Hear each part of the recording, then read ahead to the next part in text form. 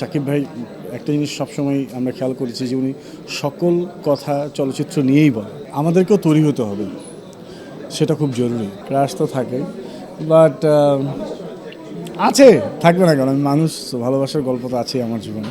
দর্শক, এই মুহূর্তে আমার সাথে উপস্থিত আছেন ছোট পর্দা এবং বড় পর্দা দুই পর্দার বেশ জনপ্রিয় মুখ এফএস নাঈম। নাঈম ভাই, কেমন আছেন? আলহামদুলিল্লাহ, খুবই ভালো আছি। যেহেতু আপনার নতুন সিনেমা চলে চলে তারা আসতে চলছে, কেমন লাগছে?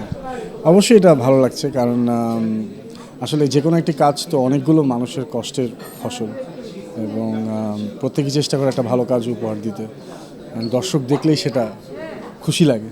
তো দর্শক দেখবে আমাদের সবার পরিশ্রমের করা একটি ছবি, যার নাম জলে জলে তারা, অরুণ চৌধুরী নির্মাণে। এগুলো খুব ভালো লাগছে আর কি।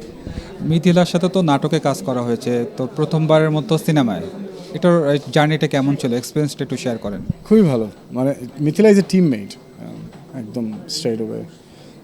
মানে মনে হয়নি যে টিমের বাইরে কেউ আছে, কাজ করছে একসাথে, আমি সবার সাথে মিশে। কারণ আমাদের খুব ডিফিকাল্ট একটা শুটিং জোন ছিল, এর মধ্যে সবাই খুবই টিম টাইপের একটা অ্যাটিটিউড করে কাজটা এগিয়ে নিয়ে যাওয়া হয়েছে।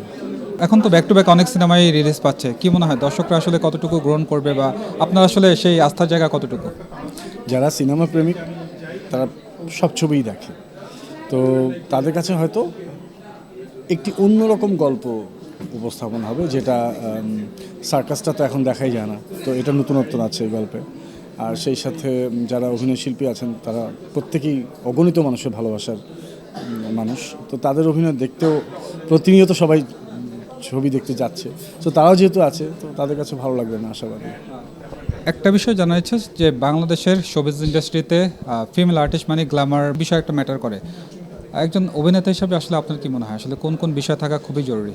না দেখেন, এইটাকে গ্ল্যামার স্পেসিফিক জোনে না ফেলে বরঞ্চ অ্যাক্টার্স স্পেসিফিক জোনে ফেলা উচিত, কারণ সময়ের সাথে সাথে সব কিছুই বলার ধরন চেঞ্জ হয়েছে।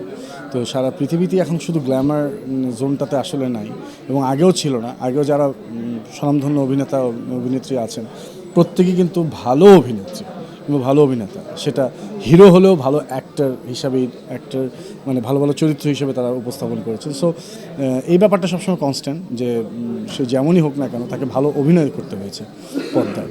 তো আমার মনে হয় যে এখনও প্রচুর প্রচুর ভালো ভালো অভিনেতা অভিনেত্রী আছে। শাকিব খান বাংলাদেশের নিঃসন্দেহে একজন খুব জনপ্রিয় চিত্রনায়ক, জনপ্রিয় না, এক নাম্বার।